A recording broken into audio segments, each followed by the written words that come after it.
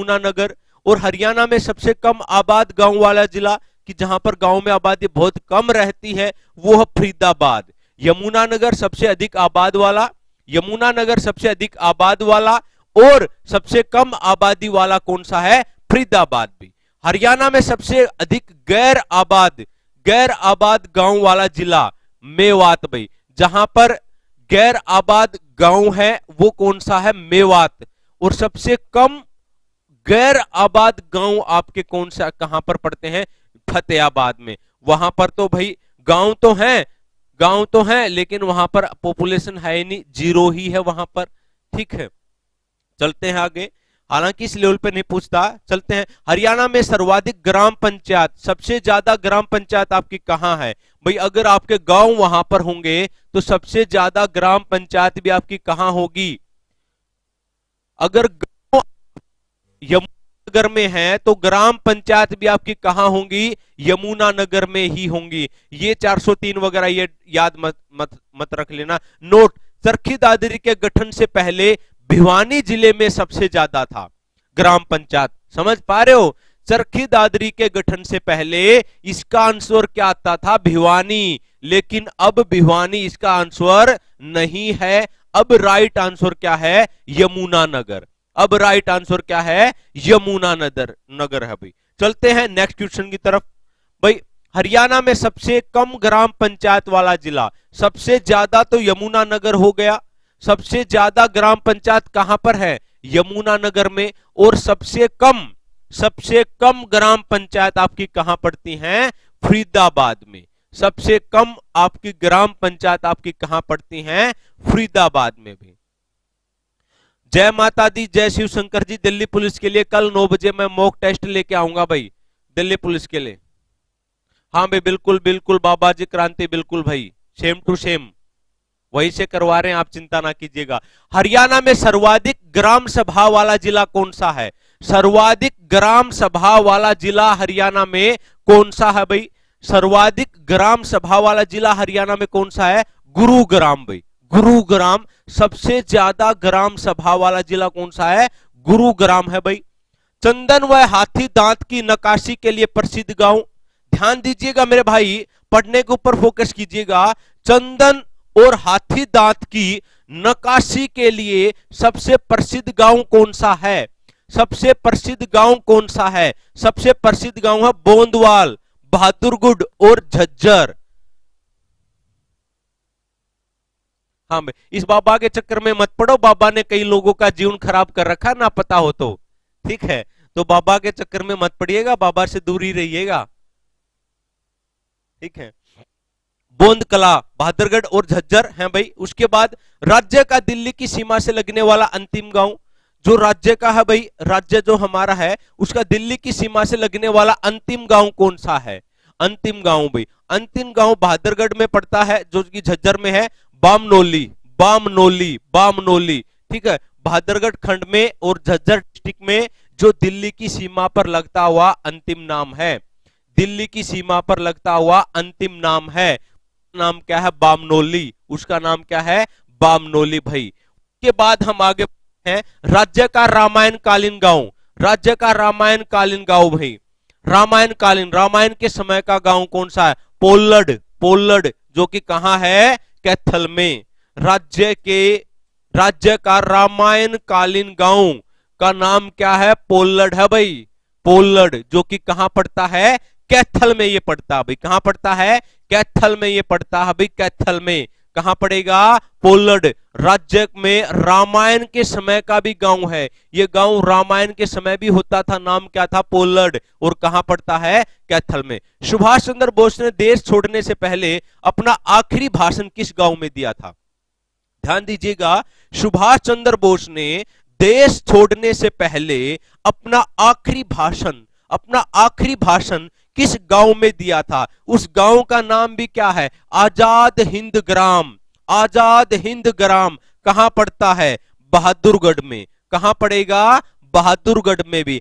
आजाद हिंद ग्राम कहां पड़ेगा? ये बहादुरगढ़ में पड़ेगा। बिल्कुल हटा देते हैं भाई, लो भाई लोगो हटा दिया है, लो भाई, अब खुश। उसके बाद भाई आगे की तरफ हम बढ़ते हैं। बहादुरगढ़, आजाद हिंद ग्राम बहादुरगढ़ में शेर के दो दांत राज्य के किस गांव में मिले हैं? शेर के दो दांत, शेर के दो दांत राज्य के किस गांव में मिले हैं भाई? शेर के दो दांत है ना, शेर के दो दांत कहां पर मिले हैं? बुआन भट्ट में, बुआन भट्ट में मिले हैं और ये रतिया खंड में पड़ता है, ये रतिया खंड में पड़ता है, ठीक है। और ये कहां पर है? फतेहाबाद में। दूसरी बात भाई, जो गांव की संख्या है ना वो अकॉर्डिंग टू पॉपुलेशन 2011 के अनुसार ऑफिशियल डाटा के अकॉर्डिंग है, कई की बुक में अलग अलग लिखा हुआ, तो हमारे को जो HSSC सही मानेगी ना वो ऑफिशियल जो डाटा उसी के अकॉर्डिंग सही मानेगी। उसके बाद भी बुआन भट्ट गांव, बुआन भट्ट गांव रतिया में, फतेहाबाद में। ऊंटों का मेला राज्य के किस गांव में है? ऊंटों का मेला राज्य के किस गांव में भरता है? ऊंटों का मेला जल्दी से बताइएगा, ऊंटों का मेला भाई राज्य के किस गांव में है? राज्य के किस गांव में है? ऊंटों का मेला कहां लगता है? भिवानी में लगता है भाई ऊंटों का मेला। जगह का नाम क्या है? ब्रालू, ब्रालू है ना। और कौन सी जगह पर? लुहारू जगह पर भिवानी में, लुहारू जगह पर भिवानी में लगता है, ये भिवानी में लगता है। उसके बाद हम आगे बढ़ते हैं। क्वेश्चन नंबर नेक्स्ट भी, मेलों का गांव किसे कहा जाता है? मेलों का गांव भाई, मेलों का गांव किसे कहा जाता है? मेलों का गांव किसे कहा जाता है? सालवान को, सालवान को। ये कहां पड़ता है? मेलों का गांव सालवान को कहा जाता है और ये आपका करनाल में पड़ता है। मेलों का गांव सालवान को कहा जाता है और ये कहां पड़ता है? करनाल में पड़ता है भाई, करनाल में पड़ता है, सालवान में कहा जाता है। उसके बाद सर्वाधिक चौपालों वाला राज्य का एकमात्र गांव, सबसे ज्यादा चौपाल, सबसे ज्यादा चौपाल। परस आपने सुना होगा ना, गांव में परस होती हैं, परस है ना, चौपाल जहां पे लोग आपस में बैठ के बातचीत करते हैं। तो सबसे अधिक परसों वाला गांव रुड़की में है, 18 परस है वहां पर, और गांव का नाम है रुड़की, रुड़की। रुड़की में कितनी परस है? 18, रुड़की में भी।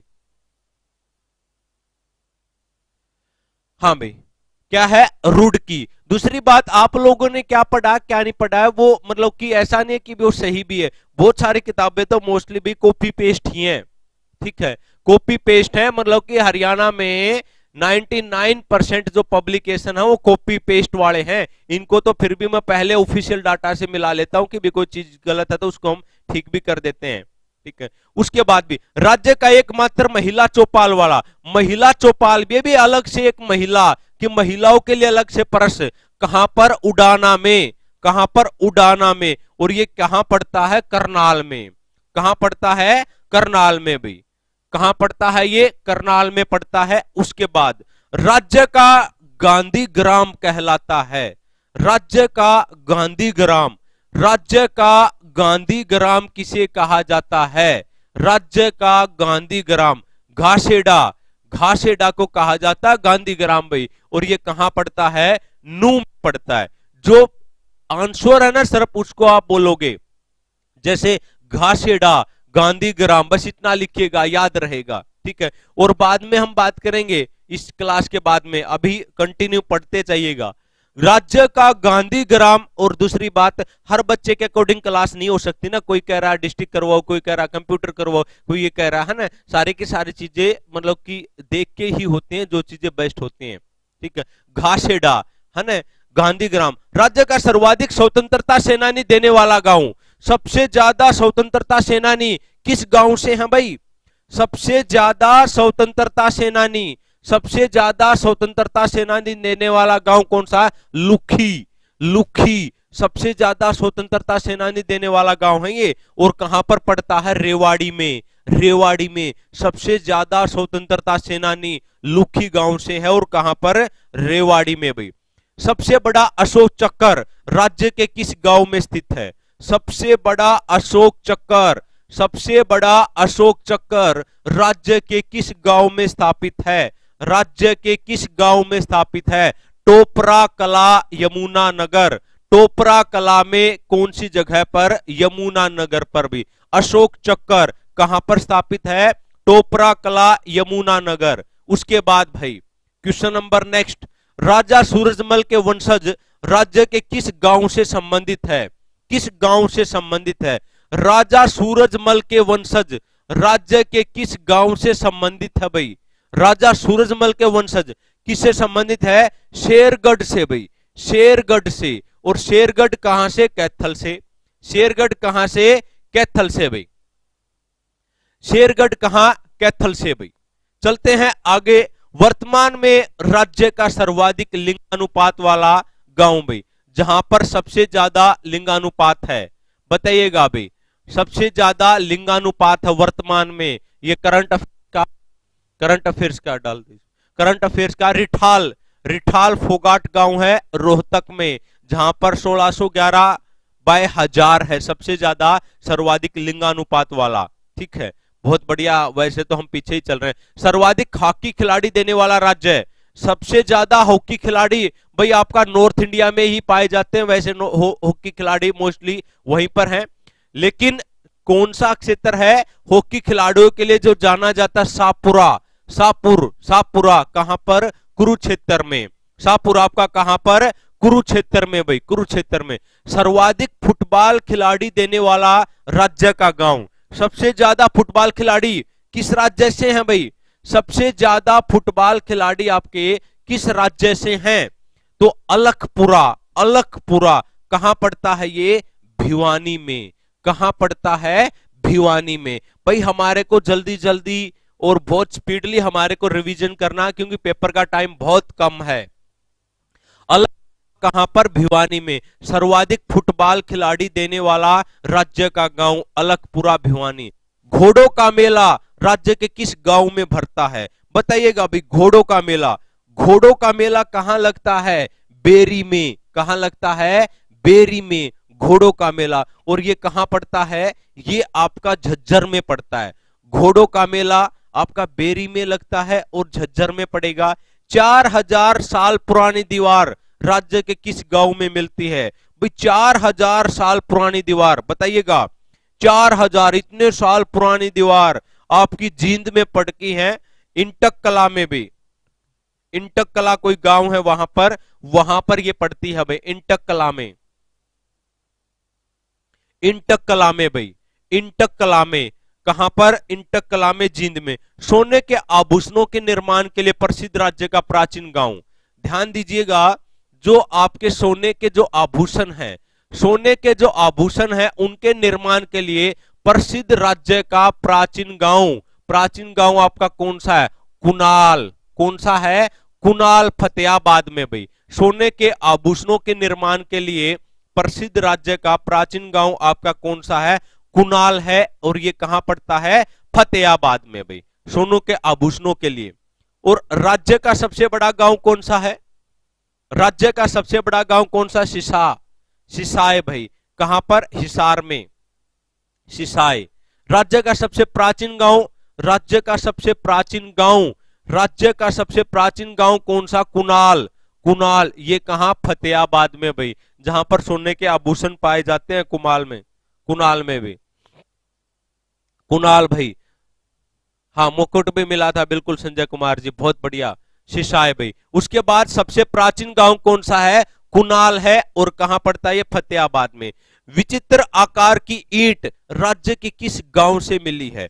विचित्र आकार की मतलब भिन्न भिन्न आकार की ईंटें, भिन्न भिन्न आकार की ईंटें राज्य के कहां से मिली है? किस गांव से मिली है ये? तो राइट आंसर आपका क्या रहेगा? दौलतपुर। राइट आंसर आपका क्या रहेगा? दौलतपुर, कुरुक्षेत्र से मिली है। दौलतपुर कुरुक्षेत्र से मिली है भाई, दौलतपुर कुरुक्षेत्र से मिली है। उसके बाद मिट्टी की मोहरें राज्य के किस गांव से मिली हैं? मिट्टी की मोहरें राज्य के किस गांव से मिली हैं? मिट्टी की मोहरें भाई। तो ये भी आपका इसका आंसर क्या रहेगा? दौलतपुर कुरुक्षेत्र से भी। देखो ईंट भी वहीं से है, तो मिट्टी की ईंट मिट्टी से बनते मतलब मिलती जुलती चीजें हैं, तो ये वहीं से मिली हैं। योद्धे गणराज्य की मोहरें, योद्धे गणराज्य की मोहरें, योद्धे गणराज्य की मोहरें राज्य के किस गांव से मिली है? नौरंगाबाद से भाई, नौरंगाबाद से। कहां से मिली है? नौरंगाबाद से ये मिली है, नौरंगाबाद से। योद्धे गणराज्य की मोहरें राज्य के किस गांव से मिली हैं? तो राइट आंसर क्या रहेगा? नौरंगाबाद। अकबरी दरवाजा राज्य के किस गांव में स्थित है? ध्यान दीजिएगा, अकबरी दरवाजा, अकबरी दरवाजा राज्य के किस गांव में स्थित है? तो राइट आंसर क्या रहेगा? अकबूर भरोटा। अकबूर भरोटा कहां पर पड़ता है? सोनीपत में। अकबरी दरवाजा कहां पर? अकबूर भरोटा में, अकबूर भरोटा में। और अकबूर भरोटा कहां पर? सोनीपत में। उसके बाद है गुरु गोरखनाथ का धूना। गुरु गोरखनाथ का धूना, गुरु गोरखनाथ का धूना भाई राज्य के किस गांव में पड़ता है? गांव की बात पूछ रहे हैं भाई, तो दोरड। किस गांव में? दोरड गांव में। और ये कहां पड़ता है? सोनीपत में। सोनीपत में भाई, सोनीपत में। उसके बाद राज्य का पहला वाईफाई गांव, राज्य का पहला वाईफाई गांव जुगलान। राज्य का पहला वाईफाई गांव कहां पड़ेगा? जुगलान, जुगलान गांव। और ये कहां पड़ता है? हिसार में। राज्य का पहला वाईफाई गांव जुगलान गांव है और ये कहां पड़ेगा? हिसार में पड़ेगा। उसके बाद भी राज्य का प्रथम, राज्य का प्रथम कैशलेस गांव, राज्य का प्रथम कैशलेस गांव, राज्य का प्रथम कैशलेस गांव नीलावली में पड़ता है। कहां पर? सिरसा में भी। राज्य का प्रथम कैशलेस गांव, राज्य का प्रथम कैशलेस गांव आपका नीलावली है और ये नीलावली आपका कहां पड़ता है? सिरसा में। भाई जिन बच्चों ने अभी तक वीडियो को लाइक नहीं किया ना, वीडियो को लाइक भी कर दो भाई। अभी तक आप लोग अपना फर्ज तो निभा दिया करो कम से कम। हाँ भाई, वीडियो को लाइक कर दीजिएगा। जिन बच्चों ने अभी तक लाइक नहीं किया है, चैनल को भी सब्सक्राइब कर लीजिएगा। प्राचीन करण का किला राज्य के किस गांव में मिलता है? प्राचीन करण का किला, प्राचीन करण का किला किस गांव में मिलता है? गांव का नाम है भट्टू, भट्टू कला, भट्टू कला, भट्टू कला फतेहाबाद में। भट्टू कला कहां पड़ता है? फतेहाबाद में। और वहां पर करण का किला मिलता है। किसका? करण का किला। राज्य का प्रथम लाल डोरा रहित गांव, लाल डोरा रहित गांव आपका कौन सा बना भाई? अभी हरियाणा सरकार ने लाल डोरा मुक्त गांव शुरू करे थे ना, लाल डोरा मुक्त गांव शुरू करे थे। तो भाई वो कौन से गांव है? पहला गांव सिरसी। कहां पर पड़ता है? ये करनाल में। लाल डोरा रहित, लाल डोरा मुक्त गांव अभी हरियाणा सरकार ने ये शुरू किया था, लाल डोरा मुक्त गांव। तो ये आपका कहां पड़ता है? सिरसी, करनाल में। लंका नरेश रावण का बचपन राज्य के किस गांव में बीता था? ध्यान दीजिएगा, लंका का जो नरेश था रावण, रावण का बचपन, अच्छा मतलब रावण भी हरियाणा में रह के गया हुआ है। मतलब देख लीजिएगा आप किस किस प्रकार की भूमि में आप पैदा हुए और रखे हो।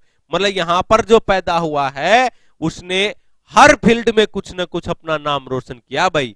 तो अगर आप पीछे रह गए तो ये आपकी कमी होगी, यहाँ के क्षेत्र की, यहाँ की भूमि की कमी नहीं होगी। लंका नरेश रावण किस गांव में रह के गया हुआ है? पोल्लड गांव में।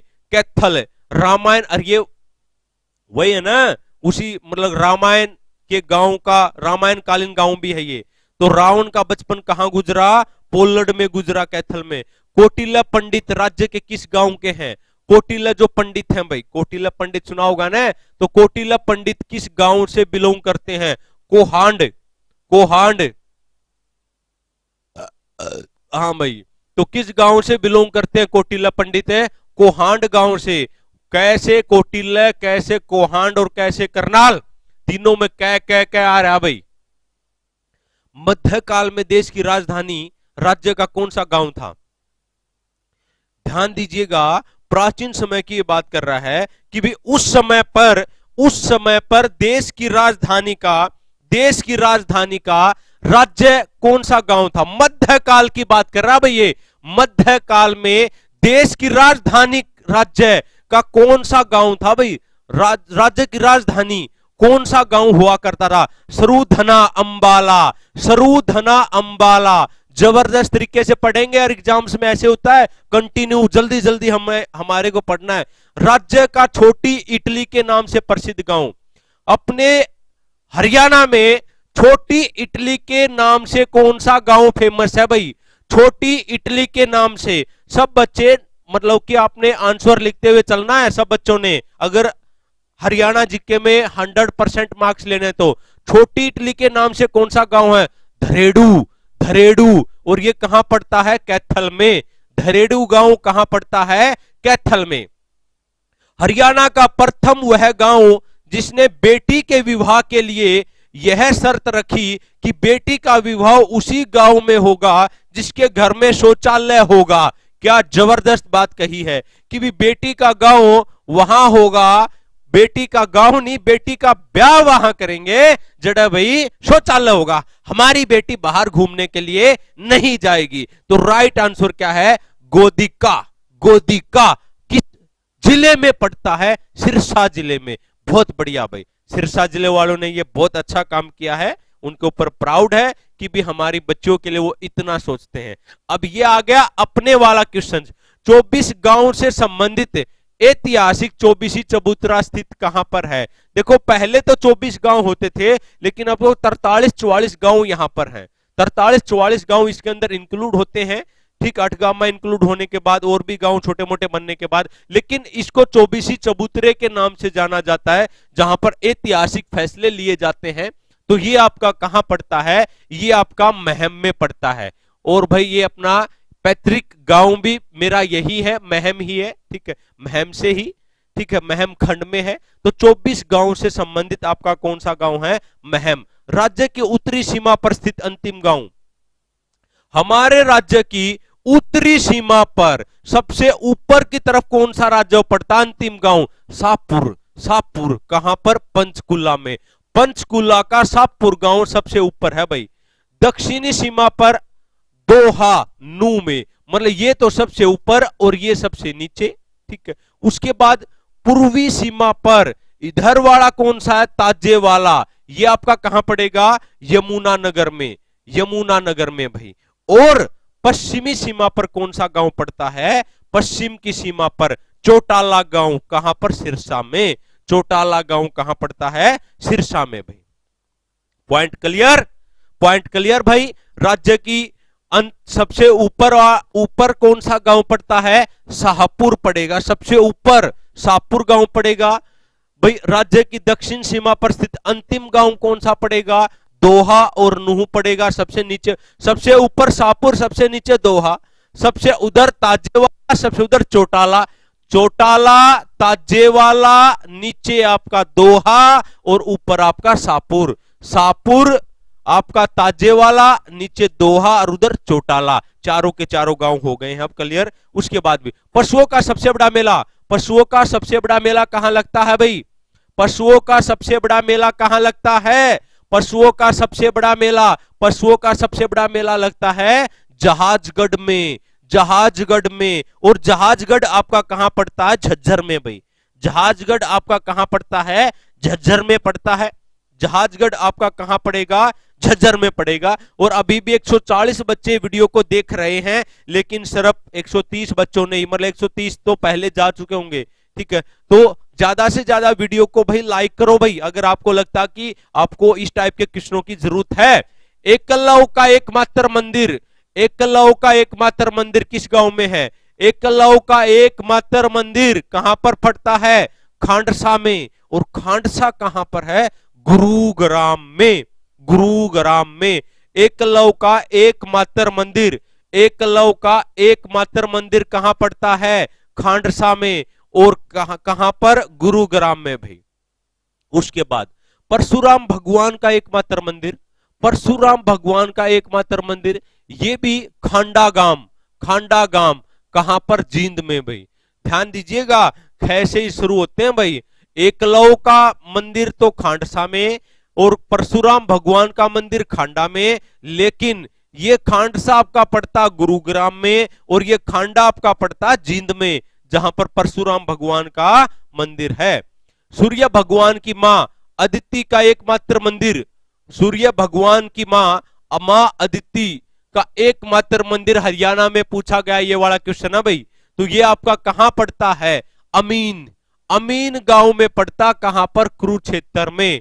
अमीन गांव में पड़ता है, कहां पर? कुरुक्षेत्र में भाई, कुरुक्षेत्र में पड़ता है भाई, कुरुक्षेत्र में। मां सरस्वती का एकमात्र मंदिर, मां सरस्वती का एकमात्र मंदिर, मां सरस्वती, मां सरस्वती कहां पर? पोलड, पोलड कहां पर? कैथल में।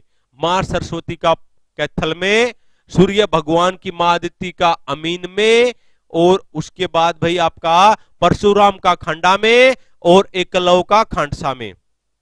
चलते हैं नेक्स्ट भाई, राज्य का प्रथम ग्राम सचिवालय, उससे ऊपर एक और क्वेश्चन है भाई, राज्य में सर्वाधिक विदेशी सैलानी किस गांव में आते हैं?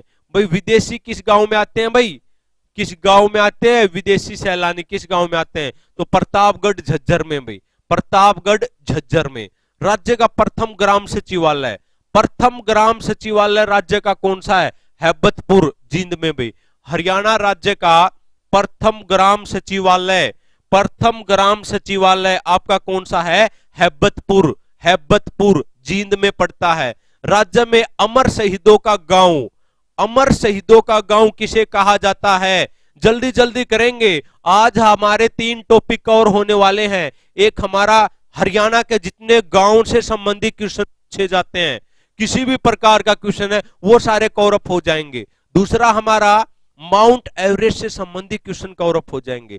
तीसरा हमारा भाई महाभारत से संबंधित बहुत सारे क्वेश्चंस पूछे जाते हैं, कम से कम भी 70-80 क्वेश्चंस हैं आज के लिए महाभारत के, तो वो भी हम कवर अप करेंगे। राज्य में अमर शहीदों का गांव, लंबी मैराथन क्लास चलेगी आज वाली।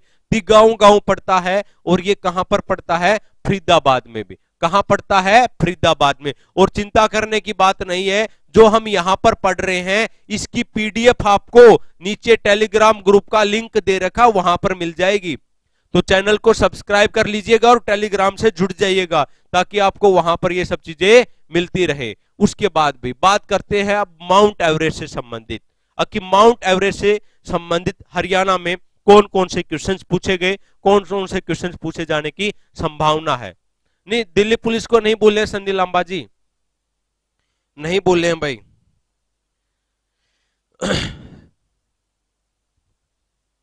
चलो भाई आगे हम पहुंचते हैं। राज्य और देश की प्रथम महिला जिसने भाई माउंट एवरेस्ट पर चढ़ाई किया हो, तो संतोष यादव। ध्यान दीजिएगा भाई, राज्य और देश की प्रथम महिला जिसने भाई आपका कहां चढ़ाई किया है? माउंट एवरेस्ट पर। नाम क्या है? जोनियावास गांव की है। गांव कौन सा? रेवाड़ी। गांव कौन सा? रेवाड़ी। प्रथम महिला भी राज्य की भी और देश की भी माउंट एवरेस्ट पर चढ़ने वाली। राज्य का प्रथम पुरुष कौन था जो माउंट एवरेस्ट पर चढ़ाई की थी? जिसने? रामलाल। रामलाल, रामलाल तो मुख्य न्यायाधीश भी था ना अपना, और ये कहां से बिलोंग करता है? टोहाना से।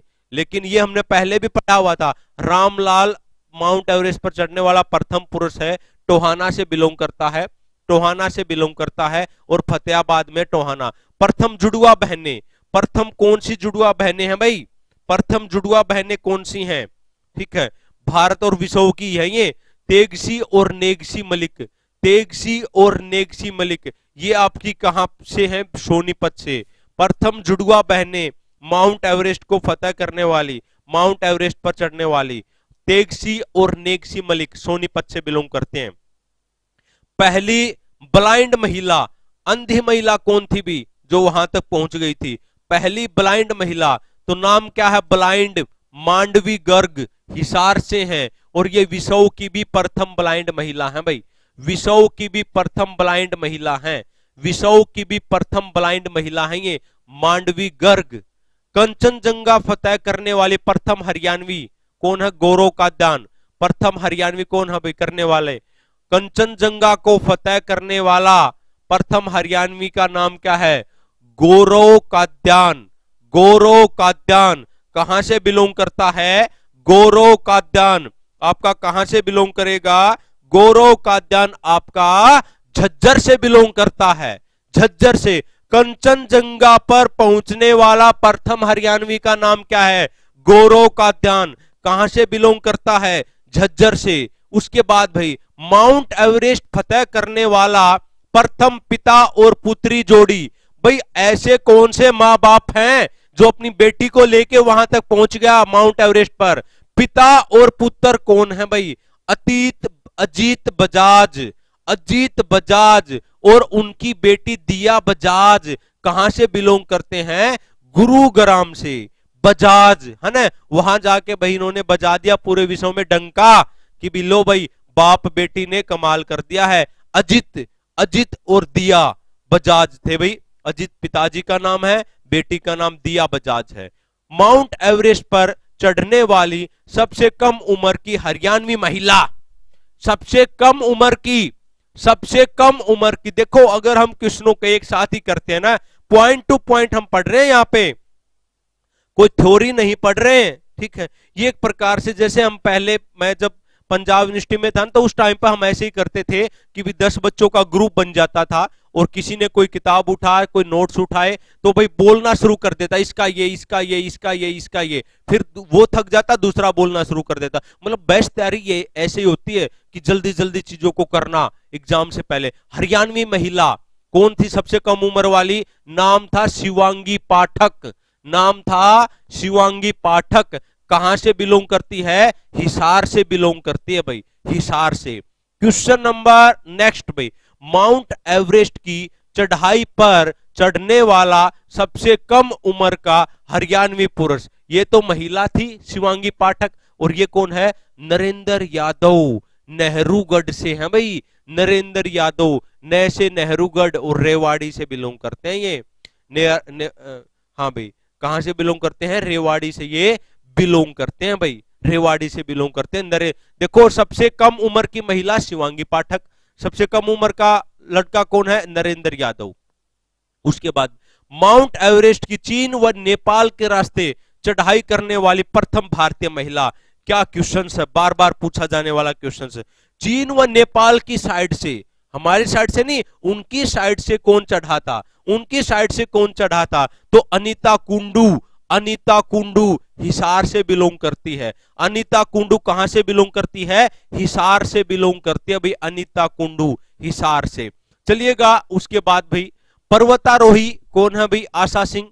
बस देखो वो क्वेश्चन तो वो थे जिन्होंने रिकॉर्ड बनाए हैं, मतलब कि जो टॉप क्वालिटी वाले लोग हैं वो अभी हमने पढ़े। अब ऐसा थोड़ी ना कि भी एक ही गया था पर्वता, और भी तो पर्वतारोही हैं, तो एग्जामिनर पूछ लेता ये कौन है भाई, क्योंकि जो पर्वतारोही एक इंपॉर्टेंट पर्सनालिटी तो है, तो उसका संबंध कहां से है ये भी एग्जामिनर पूछता भाई, ठीक है। तो पर्वतारोही आशा सिंह, पर्वतारोही जो आशा सिंह है वो कहां से है? रेवाड़ी से।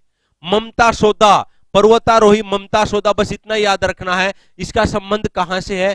कैथल से। शोभा बनवाला, शोभा बनवाला ये भी कहां से है? कैथल से। सीमा गोस्वामी ये भी कहां से है? कैथल से। अब ये देखिएगा कैथल से कौन कौन है? ममता, शोभा, सीमा, ठीक है, ममता, शोभा, सीमा। हाँ भाई,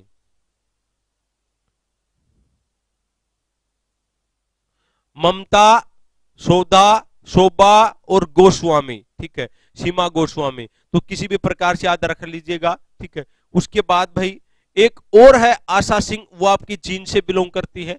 पर्वतारोही विकास राणा, विकास राणा ये ज्यादा इंपॉर्टेंट नहीं है, जींद से है। पर्वतारोही मनीषा ये आपकी फतेहाबाद से है भाई। ये हैं तो आप याद कर सकते हैं पर नोट सो इंपॉर्टेंट पे। हरियाणा पुलिस के किस एएसआई ने माउंट एवरेस्ट की चढ़ाई की? हाँ ये एग्जाम से में पूछा जाता है हरियाणा के पुलिस में भी, किस पुलिस अधिकारी ने, एएसआई ने माउंट एवरेस्ट पर चढ़ाई की? नाम क्या है?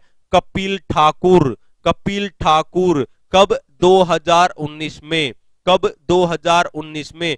कहां से बिलोंग करते हैं? सोनीपत से बिलोंग करते हैं, सोनीपत से बिलोंग करते हैं कपिल ठाकुर, एएसआई है हरियाणा पुलिस में। ये क्वेश्चंस पूछा जा सकता है भाई।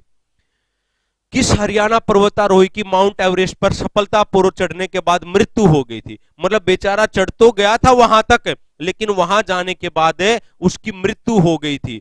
तो वो कौन है भाई? कौन सा पर्वतारोही है जिसकी वहां पर चढ़ने के बाद मृत्यु हो गई थी?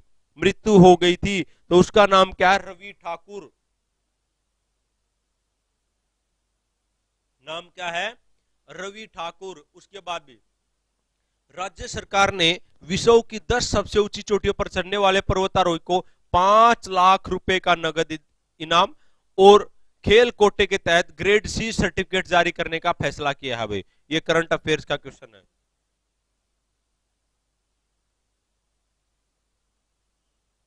क्या बोल दिया कि भी अगर आप 5 सर्वाधिक ऊंची चोटियों पर चढ़ोगे ना तो भाई आपको क्या मिलेगा, 5 लाख रुपए मिलेंगे और ग्रेड सी का सर्टिफिकेट भी आपको मिलेगा। चलते हैं भाई, अब हम महाभारत से संबंधित क्वेश्चनों को पढ़ेंगे। महाभारत से संबंधित कम से कम भी 70-80 क्वेश्चन हैं और आपको पता है एग्जाम्स में महाभारत से संबंधित आपका क्वेश्चन पक्का पूछा जाता है, पक्का पूछा जाता है। तो इत्मीनान के साथ अभी आधा पौना घंटा और जुड़े रहिएगा ताकि हमारी जो आज का जो हमारा लक्ष्य है, क्योंकि हम हर रोज क्लास में 200-250 क्वेश्चनों को कवर अप करने की कोशिश करते हैं, तो ये भी आपका एक लंबा टॉपिक है, इंपॉर्टेंट टॉपिक है। तो टॉपिक के महत्वता को समझिएगा, उसकी इंपॉर्टेंस को समझिएगा और उसी अकॉर्डिंग पढ़ते रहिएगा। सक्सेस एक दिन आपके कदम चूमेगी। महाभारत का युद्ध, पहला ही क्वेश्चन क्या है, महाभारत का युद्ध आपका कब हुआ, 900 ईस्वी पूर्व में, लेकिन किसके अनुसार, रोमिला थापर के अनुसार। रोमिला थापर ने क्या कहा कि भी महाभारत का युद्ध 900 ईस्वी पूर्व में हुआ। महाभारत काल में राजा कुरु के नाम पर ब्रह्मावर्त को कुरुक्षेत्र व आर्यवर्त कहा गया।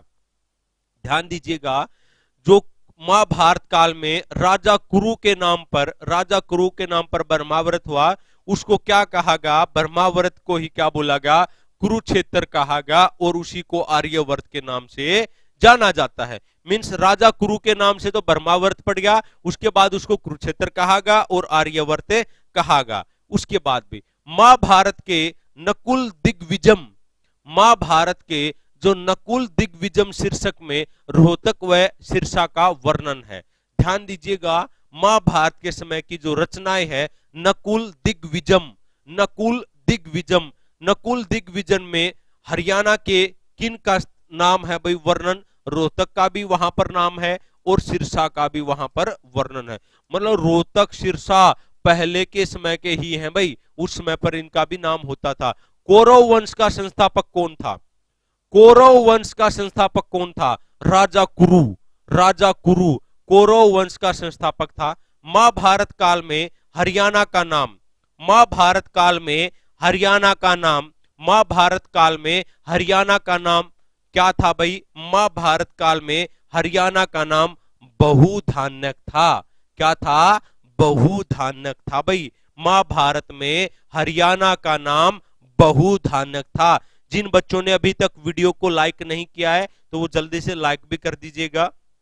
उसके बाद में महाभारत के उत्तरकाल में, महाभारत के उत्तरकाल में हरियाणा का नाम क्या था। मतलब शुरुआत में तो बहुधान्यक था, लेकिन जैसे जैसे समय आगे बढ़ता चला गया, जैसे जैसे समय आगे बढ़ता चला गया तो वहां पर उत्तरकाल में हरियाणा का नाम क्या हुआ, अभिरायन, अभिरायन, अभिरायन लिखिएगा, अभिरायन। और चिंता नहीं करनी है, टेलीग्राम ग्रुप में इसका पीडीएफ मिल जाएगा रिवीजन करने के लिए, कहीं कुछ खरीदने की आवश्यकता नहीं होगी। राजा कुरु के पूर्वजों में सबसे पहले किसका नाम आता है, राजा कुरु के पूर्वजों में सबसे पहले किसका नाम आता है, मन्नु का। किसका नाम आता है, मन्नु का भी। राजा कुरु के पूर्वजों में सबसे पहले मन्नु का नाम आता भाई, सबसे पहले किसका नाम आता है, मन्नु का नाम आता भाई सबसे पहले राजा कुरु के पूर्वजों में। उसके बाद हम बात करते हैं अभिमन्यु का पुत्र परीक्षित ने कुरु राज्य की दूसरी राजधानी किसको बनाया था। हाँ भाई बताइएगा किसको बनाया था, अभिमन्यु के पुत्र परीक्षित ने, परीक्षित जो उसका पुत्र था अभिमन्यु का, तो कुरु राज्य वहां पर होता था, तो उसकी एक और राजधानी बनी थी हरियाणा में, उसका नाम क्या था, असंध। असंध, असंध कहां पड़ता है, करनाल में। परीक्षित के द्वारा बनाई गई कुरु राज्य की राजधानी थी। भगवान कृष्ण ने अर्जुन को गीता का उपदेश किस वृक्ष के नीचे दिया। ध्यान दीजिएगा, भगवान कृष्ण ने अर्जुन को गीता का उपदेश, अर्जुन को गीता का उपदेश वट वृक्ष के नीचे, वट वृक्ष के नीचे ज्योतिषर सरोवर में, ज्योतिषर सरोवर पर भाई कुरुक्षेत्र में दिया था, कुरुक्षेत्र में दिया था। और उपदेश क्या दिया था, उपदेश क्या दिया था, जब वो अपने हथियार रख दिया था कि भी मैं मेरे पूर्वजों के सामने नहीं लड़ सकता, ठीक है, वो सब।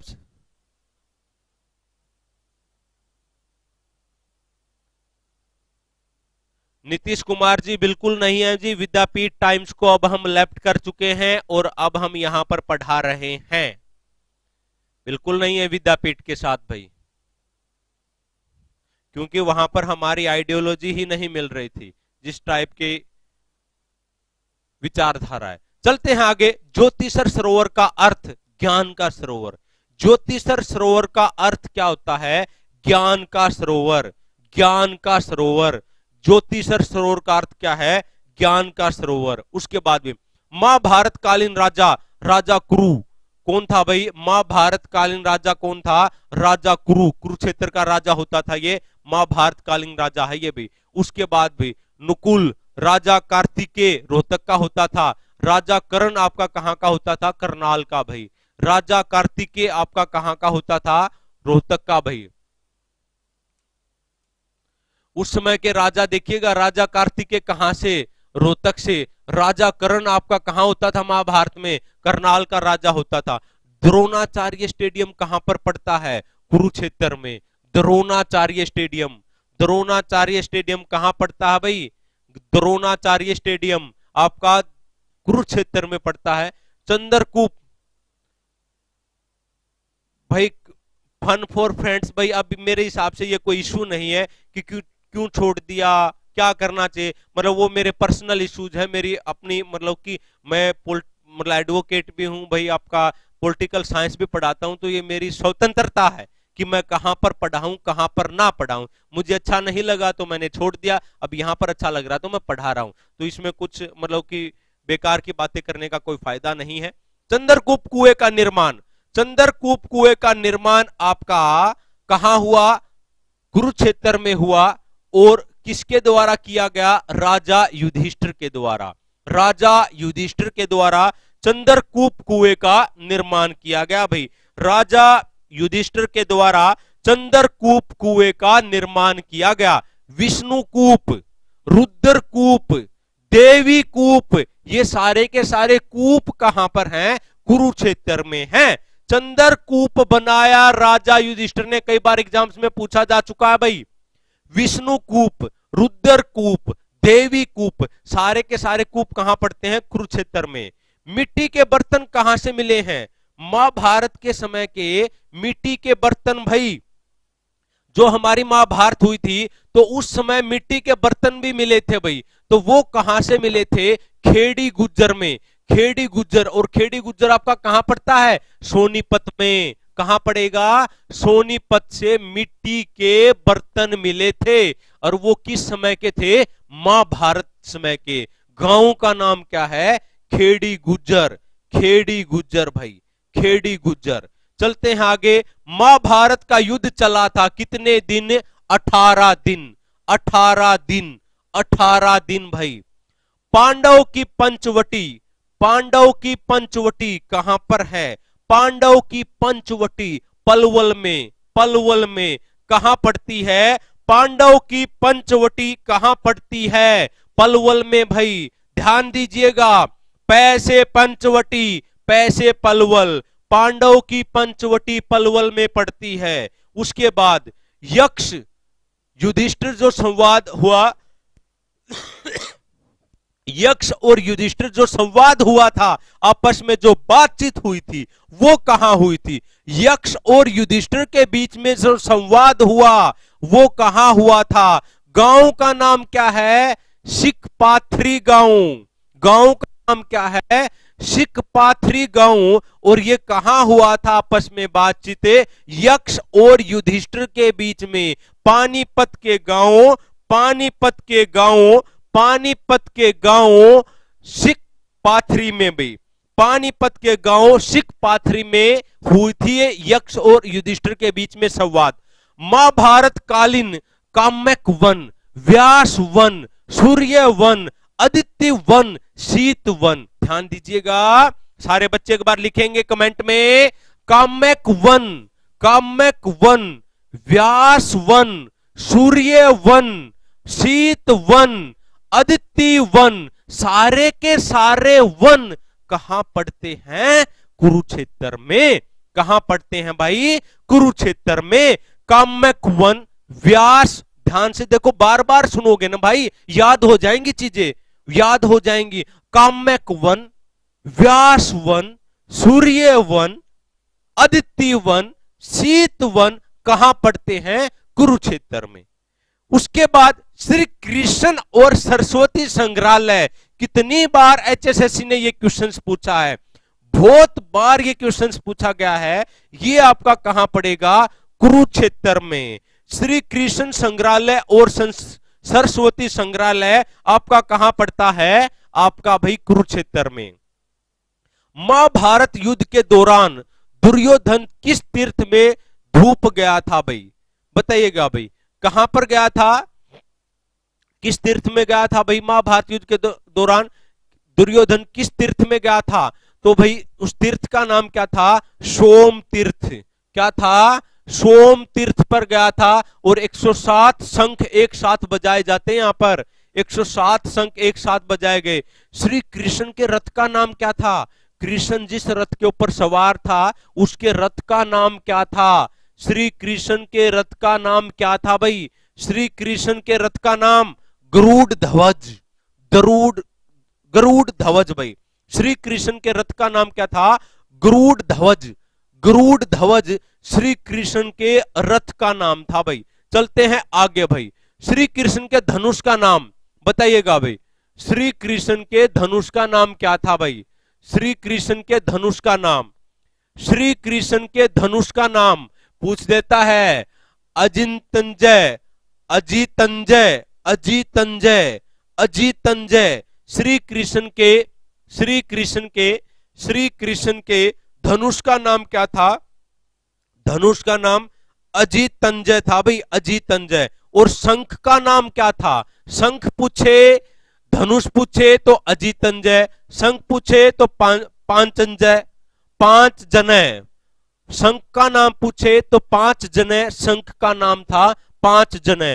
और गुरु का नाम, गुरु का नाम क्या था भाई? सांदीपनी, सांदीपनी। गुरु का नाम क्या था? सांदीपनी। गुरु का नाम क्या था? सांदीपनी। ध्यान दो भाई, इंपॉर्टेंट है। धनुष का नाम पूछे अजितंजय, ठीक है। शंख का नाम पूछे पांच चंजय, जन्य, पांच जन्य। और गुरु का नाम पूछे सांदीपनी, सांदीपनी। श्री कृष्ण के गुरु का नाम था ये। श्री कृष्ण के रथ के 4 घोड़ों के नाम, उनके घोड़ों के नाम, ये भी पूछा गया। एचएस के एग्जाम्स में आया हुआ था एक बार ये क्वेश्चन। श्री कृष्ण के रथ के 4 घोड़ों का नाम कौन कौन से थे? घोड़ों के नाम, एक का नाम था सत्य, एक का नाम था बलवाहक, बलवाहक, एक का नाम था सुग्रीव, एक का नाम था मेघ पुष्प, एक का नाम था मेघ पुष्प। 4 घोड़े थे श्री कृष्ण के। कितने घोड़े थे? 4 घोड़े थे। एक घोड़े का नाम था सत्य, सत्य। एक घोड़े का नाम था बलाहक, बलाहक। तीसरे घोड़े का नाम था सुग्रीव, सुग्रीव। और अगले घोड़े का नाम था मेघ पुष्प, मेघ पुष्प आपके अगले घोड़े का नाम था। उसके बाद महाभारत युद्ध से पहले, महाभारत युद्ध से पहले कुरुक्षेत्र में कुल कितने युद्ध लड़े गए थे? ध्यान दीजिएगा, जो महाभारत का युद्ध हुआ उससे पहले भी कुरुक्षेत्र में बहुत सारे युद्ध लड़े गए। तो वो कितने युद्ध लड़े गए थे? तो महाभारत से पहले भी टोटल 20 युद्ध लड़े गए थे, 20 युद्ध लड़े गए थे भाई, है ना। पांडव ने युद्ध में सफल होने के लिए किस मंदिर का निर्माण करवाया? होता ना कि भी हे भगवान हमारे को सफल कर दो, है ना, हमारे को परीक्षा में पास करवा दो, सरकारी नौकरी दिलवा दो, आपकी स्वामिनी लगाएंगे, है ना, 5100 का प्रसाद बांटेंगे। तो ऐसे ही पांडव ने भी बोला होगा कि भी हमारे को युद्ध में सफल बनवा दो। किसका निर्माण करवाएंगे? जींद में जयंती देवी मंदिर का, जींद में जयंती देवी मंदिर का। और पांडव की कुल देवी थी भाई, पांडव की जो अपने होते हैं ना पितृ, गांव में सुना होगा आपने, पितृ, पितृ जो होते हैं हमारे देवी देवता, मतलब दादा परदादाओं को हम पितृ बोलते हैं, ठीक है। तो पांडव की जो कुल देवी थी, उनकी कुल की जो देवी थी उसका नाम क्या था? जयंती देवी, जयंती देवी। तो जयंती देवी मंदिर आपका कहां पर है? हाँ भाई, एक प्रकार से रिश्वत। हाँ भाई, तो जयंती देवी मंदिर आपका कहां है भाई? जींद में। कुरुक्षेत्र में कृष्ण और अर्जुन रथ का निर्माण, भाई श्री कृष्ण और अर्जुन के रथ का निर्माण किसने किया था भाई?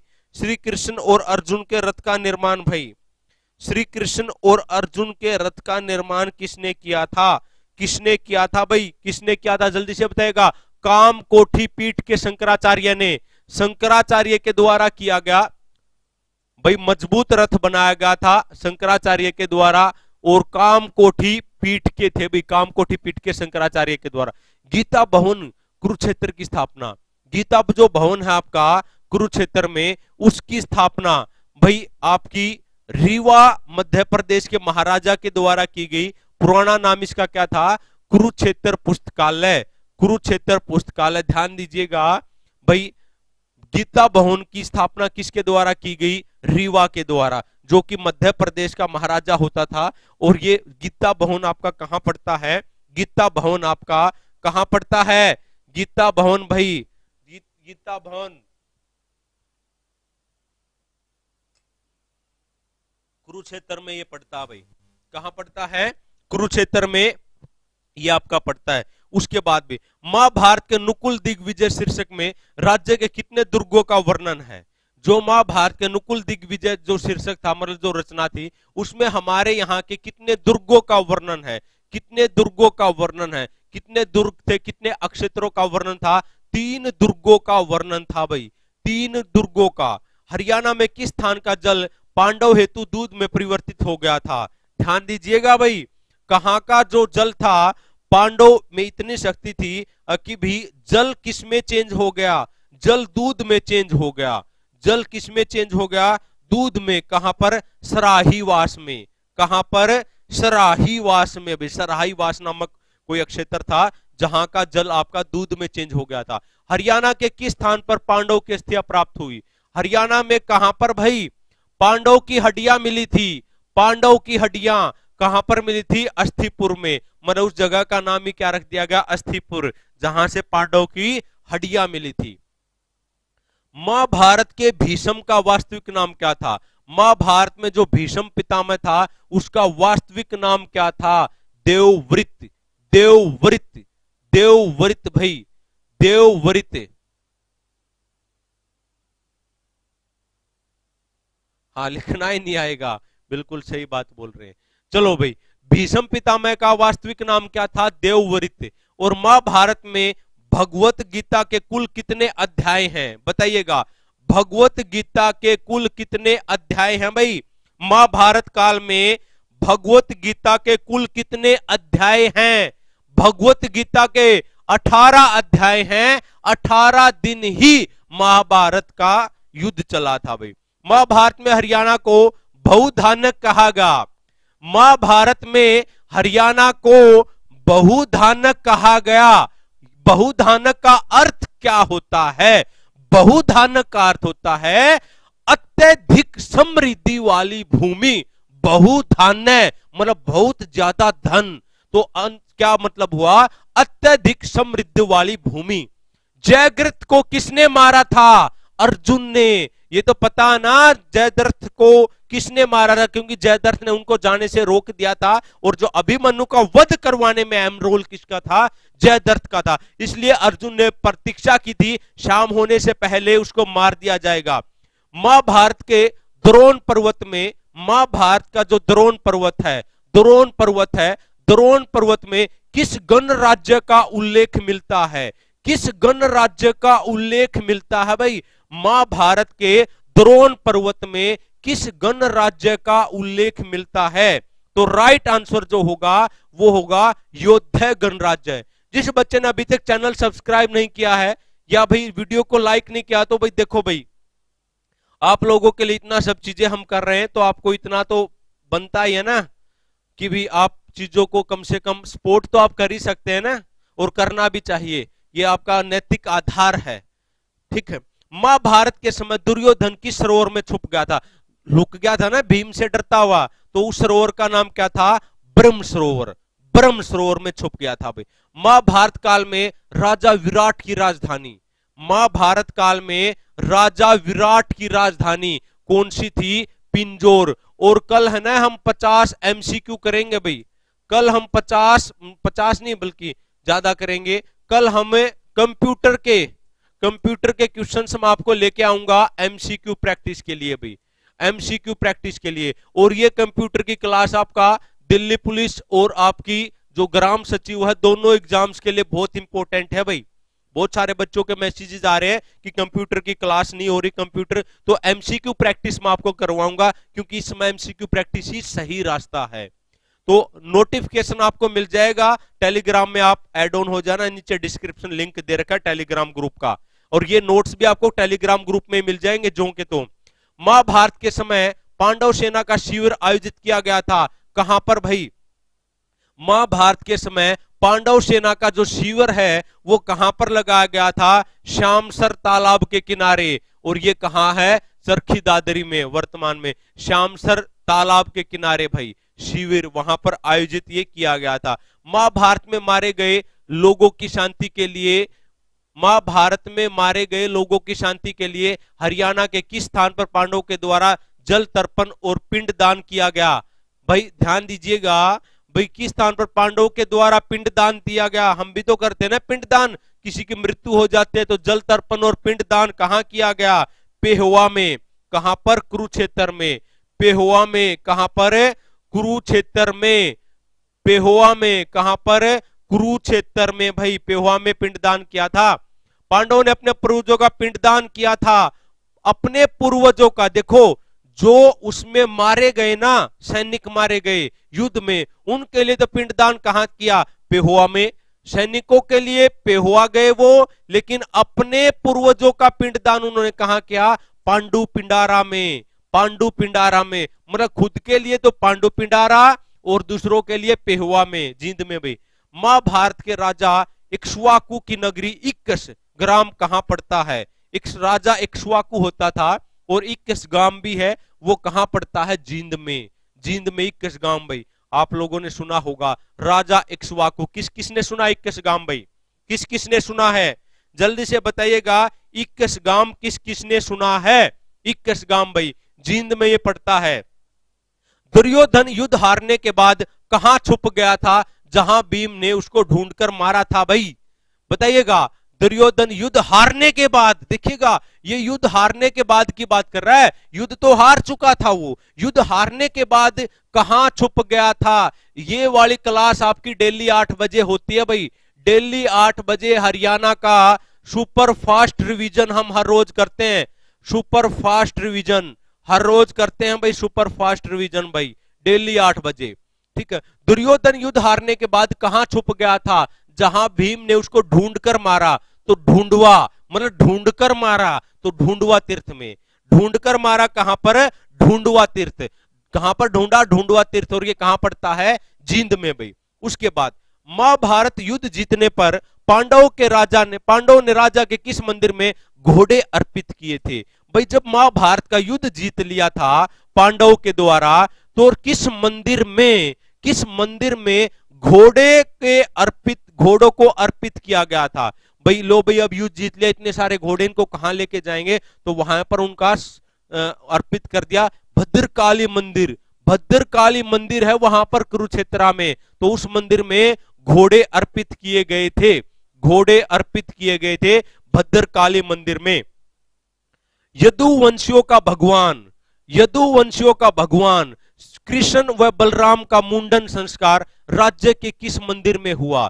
ध्यान दीजिएगा, यदुवंशियों का भगवान कृष्ण और बलराम का, यदुवंशियों के भगवान है भैया कृष्ण और बलराम का, इनका मुंडन संस्करण, मुंडन समझते हो ना बच्चों का, जो मुंडन किया जाता है, इनका मुंडन राज्य के किस मंदिर में, मतलब हमारे राज्य में हुआ था। देखो भाई हम कितने समृद्ध हैं, कितने हम लगे। भद्रकाली मंदिर में होता, जहां पर घोड़े अर्पित किए गए थे। भद्रकाली मंदिर में 2 काम हुए, कृष्ण का मुंडन हुआ और घोड़े भी वहीं पर अर्पित हुए। हाँ भाई उसके बाद, हाँ सही बात बोल रहे हैं, अगर महाभारत का युद्ध हरियाणा में ना होता तो हमारे को इतने क्वेश्चंस थोड़ी ना याद करने होते। हम बच जाते, यूपी आपी में हो जाता, बिहार में कम से कम इतने सारे 80-90 क्वेश्चन अब ये बेकार की भड़क हमारे को दे दिया है ना। ये तो भाई अपना चले गए हैं ऊपर परलोक में, अब हमारे को भाई इनको याद करना पड़ता है कौन सा घोड़ा कहां गया, क्या हुआ क्या नहीं हुआ। राजा पांडु का ज्येष्ठ पुत्र का नाम क्या था? युधिष्ठिर। राजा पांडु का ज्येष्ठ पुत्र का नाम क्या था? युधिष्ठिर भाई। अर्जुन का दूसरा नाम क्या था? कपिध्वज। अर्जुन का दूसरा नाम क्या था? कपिध्वज था भी, कपिध्वज। उसके बाद महाभारत युद्ध में गुरु द्रोणाचार्य किसकी ओर से लड़े थे? ये तो सबको पता है। महाभारत जब हमारा युद्ध चल रहा था तो गुरु द्रोणाचार्य किसकी ओर से लड़े थे? कौरव की ओर से लड़े थे भाई। किसकी ओर से लड़ रहे थे? कौरव की ओर से लड़े थे। और महाभारत की रचना किसने की?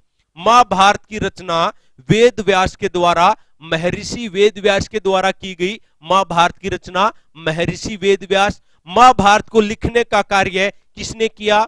महाभारत को लिखने का कार्य श्री गणेश के द्वारा किया गया था। राइटिंग, राइटिंग रचना की महर्षि वेद व्यास ने, राइटिंग किसने किया? श्री गणेश, श्री गणेश। महाभारत का अन्य नाम क्या है? महाभारत को अन्य किस नाम से जाना जाता है? जय संहिता के नाम से, सतसहस्त्री संहिता के नाम से भी। किस नाम से जाना जाता है? जय संहिता और सतसहस्त्री संहिता के नाम से जाना जाता है। महाभारत का युद्ध कितने दिनों तक चला था? तो महाभारत का जो युद्ध चला था ना, वो 18 दिनों तक चला था भाई। कितने दिनों तक है? 18 दिनों तक चला था महाभारत का युद्ध। कितने दिनों तक है? 18 दिनों तक महाभारत का युद्ध। ये तो सबको पता है, कुल अध्याय हमारे 18 ही हैं भाई, ठीक है। महाभारत में कुल कितनी सेनाएं थी? महाभारत में सेनाएं भी कितनी थी भी? महाभारत में कितनी सेनाएं थी?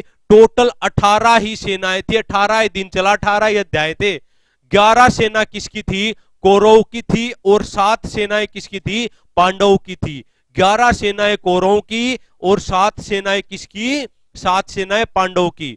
महाभारत का युद्ध शुरू हुआ था, किस डेट को शुरू हुआ था भाई? किस दिन शुरू हुआ था? शुक्ल एकादशी को। शुक्ल एकादशी, महाभारत का युद्ध शुक्ल एकादशी को शुरू हुआ था।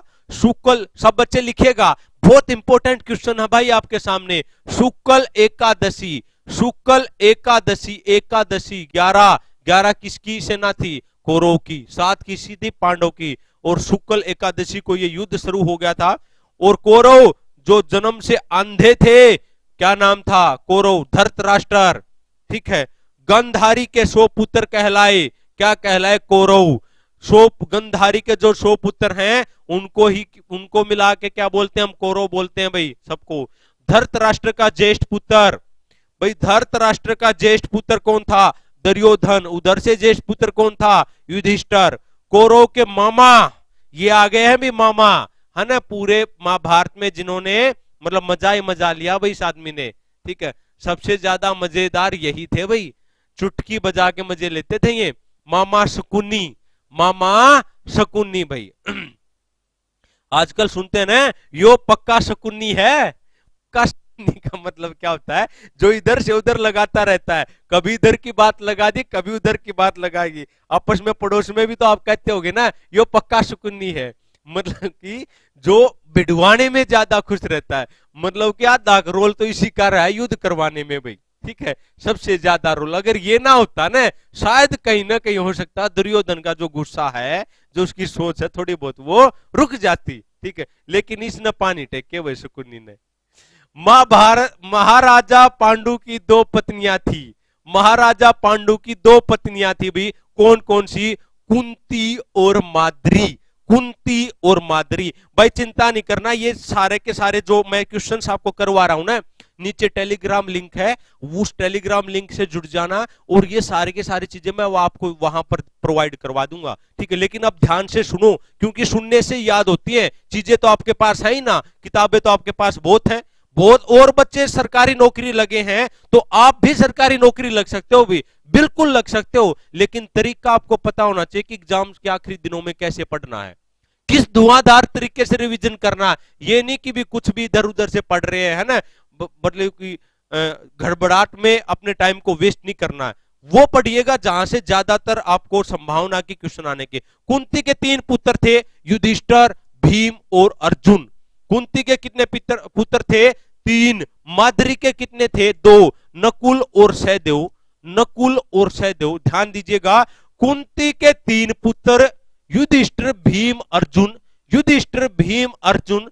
माद्री के कितने पुत्र? 2 पुत्र, नकुल और सहदेव, नकुल और सहदेव। पांडु की 2 पत्नियां, कुंती और माद्री। कुंती के 3 बेटे पैदा हुए, युधिष्ठिर, भीम, अर्जुन। माद्री के 2 बेटे पैदा हुए, नकुल और सहदेव। कुंती का वास्तविक नाम क्या था? कुंती का वास्तविक नाम, जिसके 3 बेटे थे, प्रथा। क्या नाम था? प्रथा। कुंती का वास्तविक नाम था भी प्रथा। महाराजा पांडु व कुंती व माद्री के 5 पुत्र क्या कहलाए? इन पांडुओं के जो पुत्र थे, कुंती और माद्री के 5 पुत्र मिलके पांडव कहलाए। राजा द्रुपद की पुत्री, राजा द्रुपद की पुत्री वह पांडव की पत्नी थी। ध्यान दीजिएगा, राजा जो द्रुपद होता था उसकी पुत्री का नाम क्या था, या पांडव की पत्नी का नाम क्या है? बात तो वही है ना। किसी की बहू भी तो किसी की बेटी होती होगी ना, बहू भी तो किसी की बेटी होती होगी। तो राजा द्रुपद की पुत्री थी और पांडव की पत्नी थी। नाम क्या था? द्रौपदी। नाम क्या था? द्रौपदी। अर्जुन व कृष्ण की बहन सुभद्रा के पुत्र का नाम क्या था? अर्जुन, हाँ भाई, अभिमन्यु। सुभद्रा के पुत्र का नाम क्या था? अर्जुन था भाई ना, अभिमन्यु था। श्री कृष्ण की बहन सुभद्रा के पुत्र का नाम क्या था? अभिमन्यु। चलते हैं आगे भाई। अभिमन्यु के नाम से बसा गांव कौन सा है? अमीन गांव। अभिमन्यु के नाम से जो गांव बसा है उस गांव का नाम क्या है? अमीन गांव। वर्तमान नाम अभिमन्युपुर कर दिया भाई। और ये अमीन गांव आपका कहां है? कुरुक्षेत्र में, कुरुक्षेत्र में। हलधारी, हलधारी, जो हल का सिंबल देखा होगा ना महाभारत में, हल का सिंबल इसके लिए फेमस है, बलराम का है भैया। किसका है? बलराम का है। हलधारी किसका है? बलराम का। उसके बाद भी इनके गुरु का नाम दुर्योधन, भीम और अर्जुन के गुरु का नाम क्या है? बलराम। गुरु का नाम क्या है? बलराम भाई। दुर्योधन, भीम, अर्जुन, इनके गुरुओं का नाम क्या है? बलराम भाई। राजा शांतनु वो गंगा के पुत्र थे। राजा शांतनु किसके पुत्र थे भाई? राजा शांतनु व गंगा के पुत्र कौन थे? भीष्म। भीष्म। राजा शांतनु व गंगा के पुत्र का नाम क्या है? भीष्म भाई। और भीष्म का वास्तविक नाम क्या था? देवव्रत। भीष्म का वास्तविक नाम क्या था? देवव्रत। भीष्म को किससे इच्छा मृत्यु का वरदान प्राप्त हुआ था भाई? भीष्म को किसने ये कहा था कि ले भाई मौज ले तू, है ना, मरेगा नहीं, जब मन करे तब मरना, इच्छा मृत्यु, जब तक जी करे तब तक जी लेना भाई। इच्छा मृत्यु का वरदान किससे मिला था? पिता शांतनु से। किससे मिला था? पिता शांतनु से भाई। पिता शांतनु से मिला था भीष्म को इच्छा मृत्यु का वरदान भाई। महाभारत के दौरान राज्य का नाम था, महाभारत के दौरान राज्य का नाम क्या था भाई? राज्य का नाम, महाभारत के दौरान राज्य का नाम, ये तो कितनी बार तो रिपीट हो चुका है, बहुधानक। बहुधानक का मतलब है बहुत समृद्धि वाला या बहुत सारा अनाज जहां पर होता हो। अर्जुन के अन्य नाम क्या क्या थे भाई? अर्जुन के अन्य नाम भाई, हाँ भाई बताइएगा। अर्जुन के अन्य नाम कपिध्वज था, गांडीवधारी था भाई, सत्यसाची था, पार था, गुड्डाकेश था भाई। ये उसके अन्य नाम थे। अन्य नाम थे क्या क्या थे भाई? भाई आपका कपिध्वज, अर्जुन का अन्य नाम क्या था? कपिध्वज, गांडीवधारी, सत्यसाची, पार्थ, गुड्डाकेश भाई, गुड्डाकेश ये है। अर्जुन के रथ का नाम क्या था? कपिध्वजा। अर्जुन के रथ का नाम क्या था भाई? कपिध्वजा। कपिध्वजा भाई। अब रथ का नाम, अर्जुन के रथ का नाम भाई, अर्जुन के रथ का नाम क्या है? अर्जुन के रथ का नाम कपिध्वजा। अर्जुन के धनुष का नाम क्या था? गांडीव। अर्जुन के शस्त्र का नाम पाशुपात्रास्त्र, भगवान शिव की कृपा से प्राप्त हुआ था। अर्जुन के जो शस्त्र थे ना, हथियार थे, अर्जुन के जो शस्त्र थे उन हथियारों का नाम क्या था? पाशुपातास्त्र, भगवान शिव की कृपा से प्राप्त हुए थे।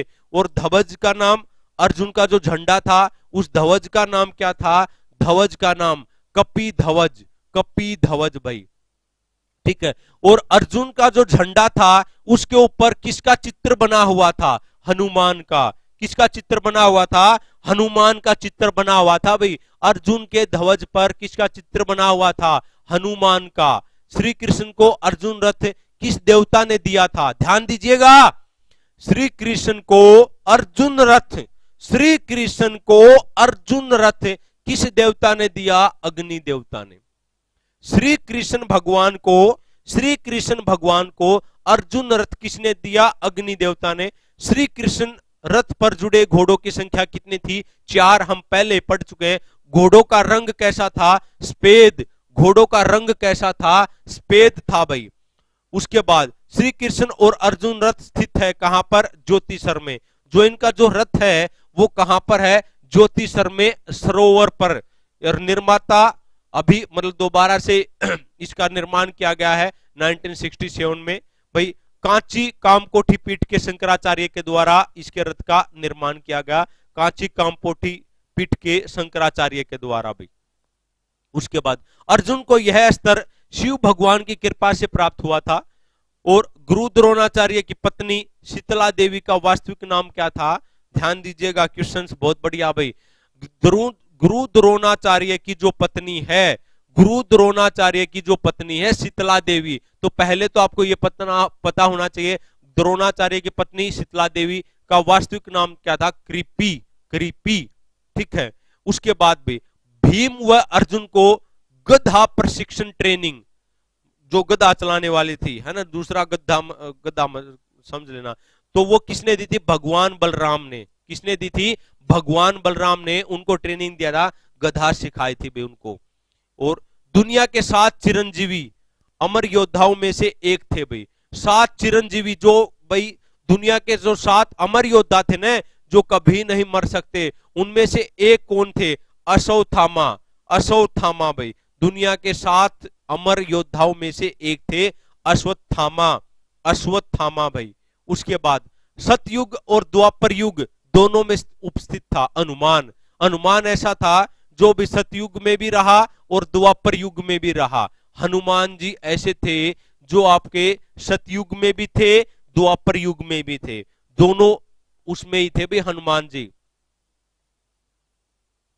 हाँ भाई, समझ पा रहे हो? हनुमान दोनों ही युगों में थे। अब हमारा कलयुग चल रहा ना, कलयुग चल रहा है, तो पहले ऐसे था सतयुग भी था, द्वापर युग भी था, तो दोनों युगों में कौन सम्मिलित था? हनुमान जी था भाई।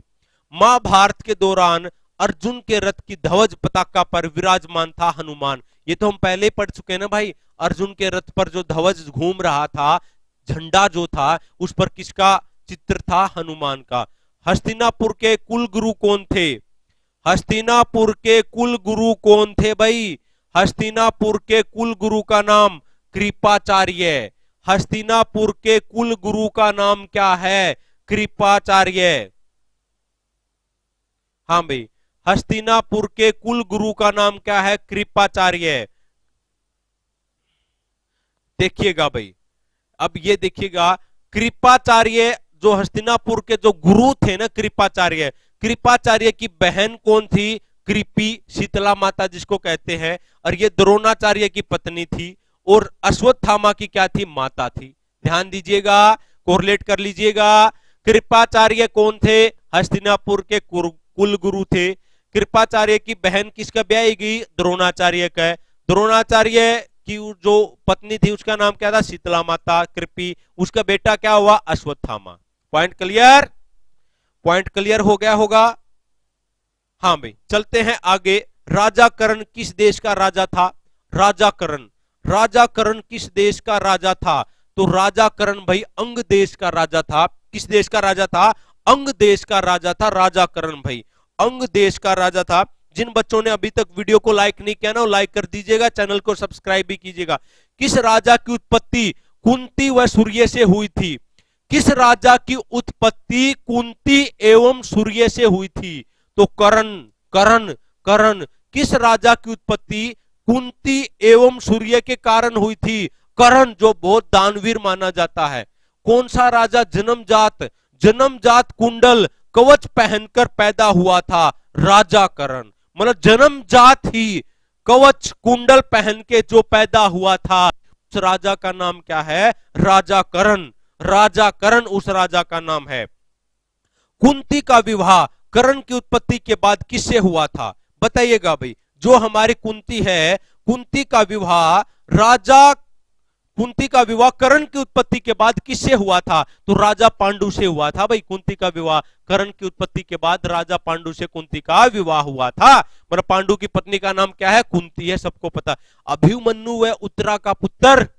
अभिमन्यु जिसका वध हो गया, अर्जुन का जो पुत्र था, उसकी पत्नी का नाम उत्तरा था और उसके बेटे का नाम क्या था? परीक्षित। उसके बेटे का नाम क्या था? परीक्षित। अर्जुन का पुत्र परीक्षित, मतलब वही बात हुई ना। अभिमन्यु के बाप का नाम क्या हुआ? अर्जुन। अर्जुन तो अर्जुन का पोता कौन हुआ? परीक्षित। परीक्षित भी परीक्षित के कुरु राजा की दूसरी राजधानी बनाया था।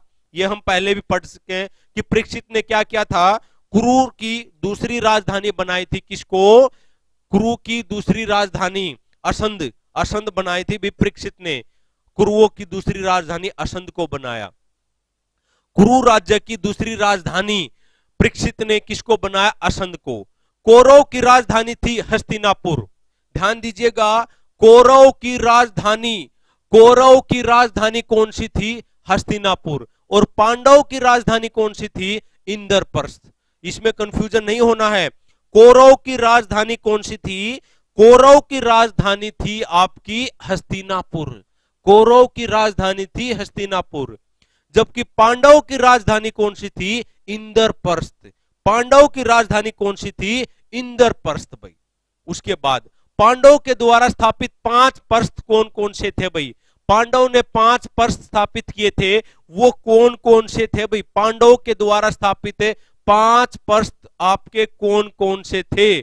पांडव के द्वारा स्थापित 5 प्रस्थ भाई। एक आपका था पांडुप्रस्थ, जो कि पानीपत में है। पांडुप्रस्थ आपका कहां है? पानीपत में। सोनप्रस्थ और स्वर्णप्रस्थ आपका सोनीपत में है, आपका सोनीपत में है। इंद्रप्रस्थ जो कि वर्तमान जो आपका दिल्ली है, एक ये था।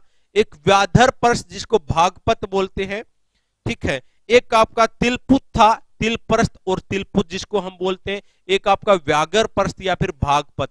ये 5 थे, पांडुप्रस्थ, सोनप्रस्थ, इंद्रप्रस्थ, व्याघ्रप्रस्थ, भागपत जिसको कहा जाता है, और तिलपुत या तिलप्रस्थ कहा जाता है, ठीक है। नोट यह वह स्थान है जहां पर कौरव ने पांडवों को लाक्षागृह ग्रह में जलाने की कोशिश की। देखिएगा बागपत, ये वो जगह अभी बागपत जहां पर वो सो रहे थे ना, जब पांडव टेंट में सीधा जलाने की जो योजना बनाई थी वो बागपत में बनाई थी। और तिलपुत क्या था? तिलपुत भाई आपका वर्तमान में फरीदाबाद में है, ठीक है, वर्तमान में फरीदाबाद में। अच्छा, उसके बाद भी कलयुग प्रारंभ कब हुआ भाई? अर्जुन का जो पुत्र था ना परीक्षित, उसका जब शासनकाल चल रहा था तो उसी समय पर कलयुग की शुरुआत होगी थी। किस के शासनकाल के दौरान कलयुग की शुरुआत हुई? तो परीक्षित के शासनकाल से। परीक्षित के शासनकाल से कलयुग की शुरुआत होगी थी। महाभारत के अनुसार राज्य के किस शहर का विस्तार, हाँ भाई, महाभारत के अनुसार राज्य के किस शहर का विस्तार 5 योजन भूमि में था भाई? 5 योजन भूमि भाई, 5 योजन भूमि कहां पर थी? कुरुक्षेत्र में। बस इतना याद रखना, 5 योजन भूमि आपकी कहां थी? कुरुक्षेत्र में थी। महाभारत में संपत पंचक तथा बर्मा की उत्तर देवी राज्य के किस स्थान को कहा गया? कुरुक्षेत्र को। ध्यान दीजिएगा, सम्मत पंचक बर्मा की उत्तर देवी किसको कहा गया? कुरुक्षेत्र को कहा गया। उसके बाद भाई महाभारत के अनुसार राज्य के किस शहर के चारों कोनों पर 4 द्वार पालक भाई आपके चारों कोनों पर 4 द्वार पालक तरंतुक, अरंतुक, रामहरिद और पंचक्रुक स्थित थे भाई। 4 द्वार पालक कहां स्थित थे? कुरुक्षेत्र में। कहां स्थित थे? कुरुक्षेत्र में। और जो बच्चा आज पहली बार चैनल से जुड़ा है वो चैनल को सब्सक्राइब कर ले, नीचे लिंक है वहां जाके उसको ज्वाइन कर ले, ताकि आपको आपकी क्लासेस जो आने वाले उनके बारे में पता लगता रहे। और जो ये जितने भी पीडीएफ जो यहाँ पर पढ़ाई जाती हैं वो सब आपको वहीं पर मिलता है। लेकिन पीडीएफ लेने से कुछ नहीं होगा, पढ़ना पड़ेगा, उसके साथ टाइम बिताना पड़ेगा। जिन बच्चों ने पूरी क्लास ली है और कल मॉर्निंग में इसको आपने रिवाइज करना है, ठीक है, देखना हरियाणा जी के चुटकियों पर आपका हो जाएगा। करंट अफेयर्स की क्लासेस भी मैं आपके लूंगा और एमसीक्यू कंप्यूटर साइंस की भी कर लूंगा, ठीक है। और दिल्ली पुलिस वाली जो क्लासेस है उसको भी कंटिन्यू करेंगे, क्योंकि कृषि और पशुपालन की 2 क्लासेस तो हमारी होगी हैं, तो कुछ क्लासेस और उसमें होनी है, तो वो भी हम जल्दी ही कवर अप करेंगे भाई। हाँ एक बार जल्दी से बताओ कि भी आपकी ये आज की जो क्लास है ये कैसी रही। अगर आप लोगों को अच्छा लगे ना इस क्लास की, वो था ना गुरु दक्षिणा, तो गुरु दक्षिणा पता क्या है? गुरु दक्षिणा यही है, क्लास को शेयर कर दो भाई अपने अपने। अगर आपको लगता ना कि मैं आपके लिए मेहनत कर रहा हूं, मुझे तो पता भी नहीं आप लोग कौन हो, पानीपत से हो, सोनीपत से हो, यूपी से हो, बिहार से हो, कहां से मुझे पता नहीं, मैं अपना एक गुरु का जो धर्म होता है उसको निभा रहा हूं, तो आप अपने शिष्य के धर्म को निभाइएगा और इस वीडियो को अपने स्टेटस पर लिखिएगा कि भी बेस्ट हरियाणा जी के किसी भी प्रकार से जो भी आपको लगे, ताकि हर उस नीडी बच्चे तक ये वीडियो पहुंच जाए जो एक्चुअल में पढ़ना चाहता है, एक्चुअल में चाहता कि एग्जाम से पहले दिनों में वो किस प्रकार से कम समय में ज्यादा क्वेश्चनों को कवर अप करे। बाकी सारा दिन आप पढ़ते रहिएगा, शाम के समय पर 1-1.5 घंटा हम यहां से क्या करें भाई प्रैक्टिस करते रहे। बहुत बढ़िया मेहरा जी चंडीगढ़, बहुत बढ़िया राजस्थान से रिंकू चौहान जी, लव यू भाई, इतनी दूर दूर से बच्चे देख रहे हैं। हाँ भाई अस्मित ढाका जी आप रोहतक से ही हैं, फिर इतना सड़ा हुआ मुंह क्यों कर रखा अभी? रोहतक से हैं तो रोहतक से हैं तो अच्छी बात है, आप वहां से पढ़ रहे हैं जहां से हम पढ़ा रहे हैं, खुश होना चाहिए आपको। हाँ भाई नवीन सोरान जी विद्यापीठ बिल्कुल छोड़ दिया भाई। हाँ भाई विद्यापीठ टेलीग्राम टॉपिक डाल दीजिए गुरुजी, टेलीग्राम पर टॉपिक डाल देता हूं भी। चलो भी बहुत बढ़िया, आज की क्लास अच्छी थी, तो एक बार जल्दी से बताओ अच्छी थी ना? सारी की सारी चीजें मस्त थी, कोई बात नहीं, चिंता ना कीजिएगा। टेलीग्राम लिंक से जुड़ जाइएगा, मॉर्निंग में करंट अफेयर्स की क्लास होगी, ग्राम सचिव के लिए भी और दिल्ली पुलिस के लिए भी, उससे को जुड़ना है मॉर्निंग वाली क्लासेस। जो नहीं जुड़े हैं और वो देख ले। दूसरी बात, एक इंपॉर्टेंट आपको बात बता देता हूं, अगर आपको हरियाणा में सिलेक्शन लेना ना, शायद बहुत सारे बच्चों को ना पता हो, हरियाणा में सिलेक्शन लेना है ना तो कृषि एवं पशुपालन के ऊपर फोकस करना पड़ेगा भाई, हर एग्जाम्स में पूछा जाता है। और इसकी हमारी 2 क्लासेस हो चुकी हैं, 2 क्लासेस हमारी हो भी चुकी हैं, उन क्लासेस को देख लो और नोट डाउन कर लो। अगली क्लास टेलीग्राम ग्रुप में मैं बता दूंगा किस टाइम पर होंगी। और रीजन पता क्या होता है कि भाई अब आप लोग चाहते हो सर 1 बजे शुरू किया था क्यों नहीं दे रहे? वो तो दिवाली में था, मैं फ्री था, मतलब कि और भी काम होते हैं और कहीं पर भी भाई क्लासेस होते हैं, क्योंकि काम भी तो चलाना होता है ना, घर का रोटी भी तो खानी है। तो अगर मैं सारा दिन यहाँ यूट्यूब पे पढ़ाता रहूंगा तो भी रोटी मुझे कौन देगा? कुछ दिनों के बाद भूखा मर जाऊंगा। तो इसलिए मैं क्या कर रहा हूं कि भी अपना जो एक जीवन निर्वाह होता है वो टाइम लगाने के बाद सुबह शाम जो टाइम बचता है ना, वो मैं आप लोगों को यहां पर देने की कोशिश करता हूं, अपना बेस्ट देने की कोशिश करता हूं। तो आप इस टाइम को वेस्ट मत जाने दो, नहीं तो सब सो सकते हैं आराम से, सबका अपना जीवन है, बाकी लोग भी अपना आराम से सारा दिन कमाते आराम से सोते हैं, लेकिन अगर कुछ हो रहा आपके लिए तो उसका मान सम्मान रख लेना और पढ़ते रहना। मैं ये चाहता हूं कि अब की बार अपने चैनल से बहुत सारे बच्चों का सिलेक्शन होना चाहिए भाई। चलो भाई आज के लिए इतना ही है भाई, भाइयों थैंक यू, गुड नाइट। और इतने सारे बच्चे लाइव आए, मतलब कि अपने चैनल पर पहली बार ये हुआ है, और ये मेरा नहीं है, ये सब आप लोगों का ही है भाई। और अपना ऐसा पहला चैनल है जहां पर कोई उसकी टाइपिस्ट की उसकी जरूरत नहीं पड़ती कि कोई गलत बोलेगा। मतलब सबसे अच्छी बात यही है कि सब बच्चे बड़े इत्मीनान के साथ, ईमानदारी के साथ, मेहनत के साथ और जुनून के साथ यहाँ पर पढ़ते हैं, ठीक है। और ये सब कुछ आप लोगों का ही है, आप लोगों ने ही संभालना है। जैसा आप चाहोगे, जिस दिन कहोगे पढ़ाना बंद कर दो, कर देंगे भी, कोई समस्या नहीं है। ये मत सोचना कि यूट्यूब से कुछ होता, कुछ नहीं होता है, ठीक है। जिस दिन कहोगे पढ़ाओ सर ये चीज पढ़ाओ, वही चीजें पढ़ाएंगे। हाँ भाई चलो भाई, बाय बाय भाई, गुड नाइट।